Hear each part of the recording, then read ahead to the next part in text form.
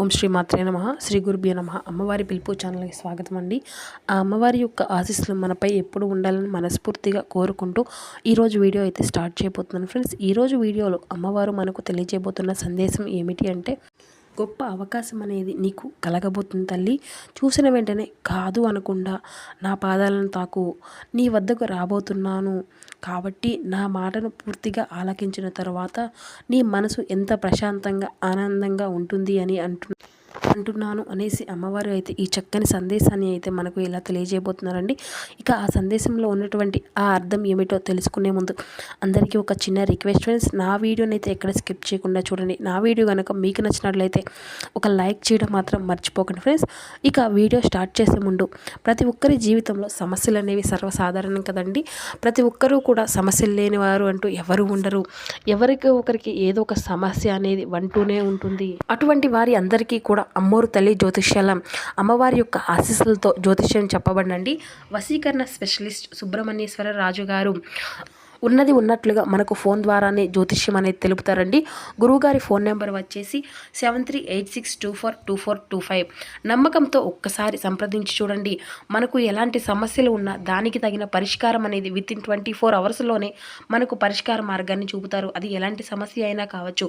ప్రేమ, పెళ్లి, భార్యాభర్తల సమస్యలు, ఆర్థిక సమస్యలు, అత్తాకోడళ్ళ సమస్యలు, సంతాన సమస్యలు, పెళ్లి సమస్యలు, ఇలా ఏ సమస్యకు ఉన్నా కానీ ప్రతి ఒక్క సమస్యకి గురువుగారు అయితే చాలా చక్కగా పరిష్కార మార్గాన్ని అయితే చూపుతారండి. నమ్మకంతో ఒక్కసారి గురువుగారిని సంప్రదించి చూడండి. మనకున్నటువంటి సమస్యలకు శాశ్వత పరిష్కార మార్గాన్ని అయితే చూపుతారు. ఒక్కసారి ఆశ్రయించండి. ఇక వీడియోలోకి వెళ్ళినట్లయితే కనుక, బిడ్డ నీ కోసం ఈ తల్లి ఒక గొప్ప శుభవార్తతో వచ్చింది. ఒక్కసారి పూర్తిగా నీ తల్లి మాటను ఆలకించి చూడు.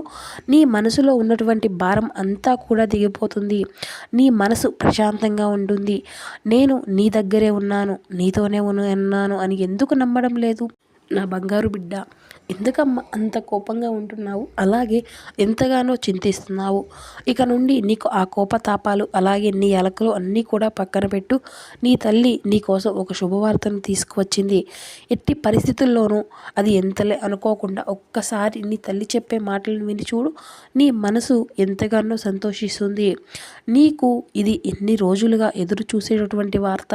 అసలు అది జరుగుతుందా లేదా తల్లి అని నీవు ప్రతిరోజు ప్రశ్నల మీద ప్రశ్నలు కురిపిస్తూ ఉన్నావు కదా. అలాంటి వార్తే బిడ్డ ఈరోజు నీ కుటుంబం అంతా కూడా ఎంతగానో మురిసిపోయేటటువంటి వార్తతో వచ్చాను.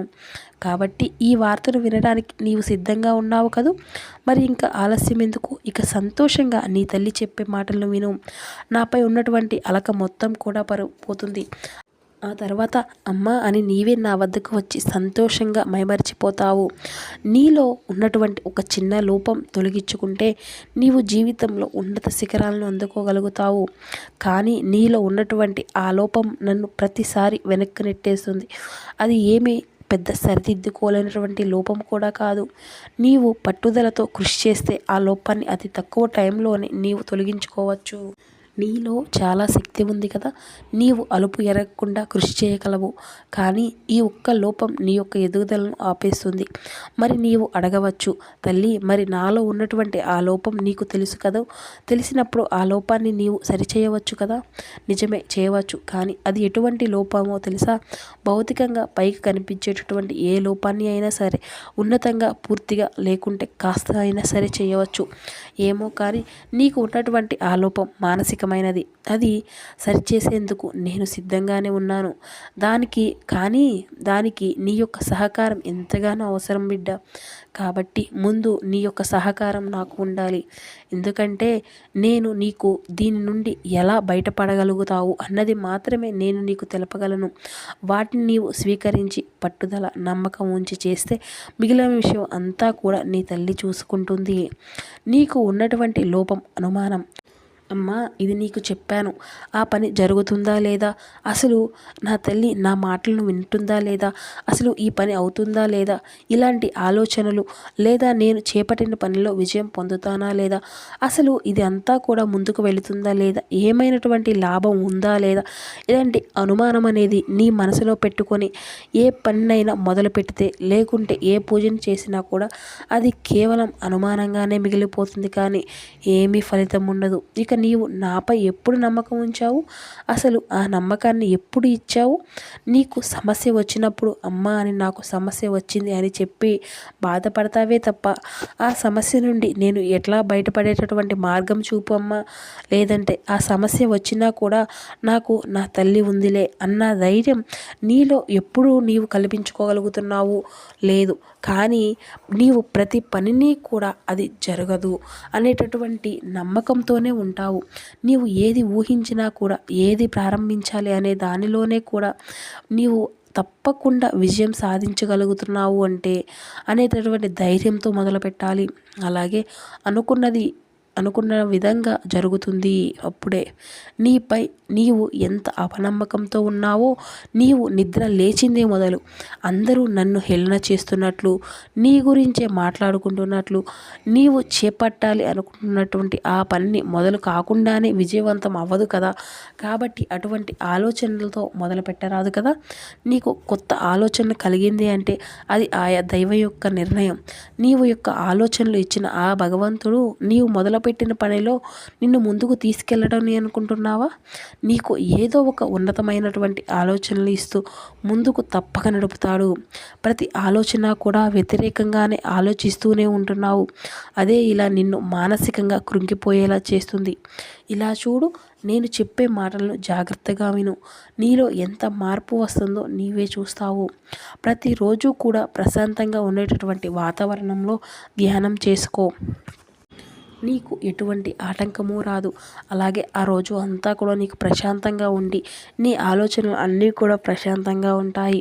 చక్కగా లేచి ఉదయాన్నే ఇంట్లో ఎక్కడైతే ప్రశాంతంగా ఉంటుందో అక్కడ కూర్చొని కాసేపు ధ్యానం చేసుకో.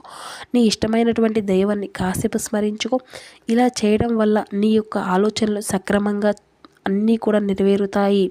నీ మీద నీకు నమ్మకం అనేది ఏర్పడుతుంది. అప్పుడు నీ లక్ష్యాన్ని నీవు చేరుకోగలుగుతావు. ఇక ఆ శుభవార్త ఏమిటో తెలుసా? నీవు చేపట్టాలి అనుకున్నటువంటి ఆ పనులు అన్నీ కూడా ఆ పనిలో నీకు సక్రమంగా ఆదాయం చేకూరలేదు అని నీవు చింతిస్తున్నావు కదూ.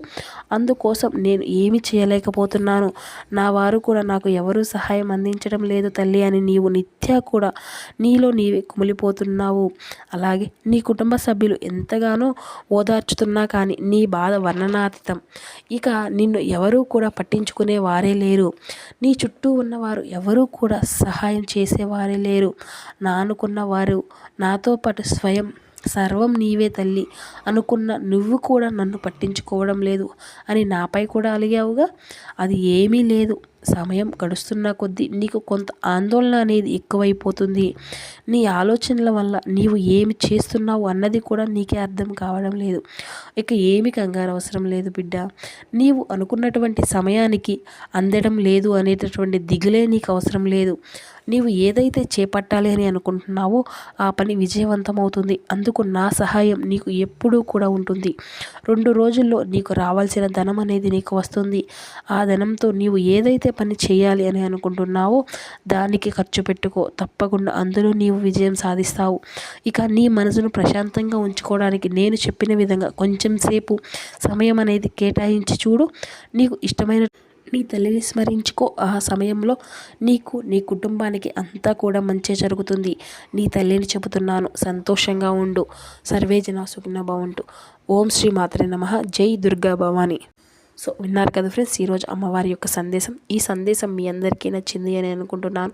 ఈ సందేశం కనుక మీకు నచ్చినట్లయితే ప్లీజ్ ఒక చిన్న లైక్ చేయడం మాత్రం మర్చిపోకండి friends. Thank you for watching.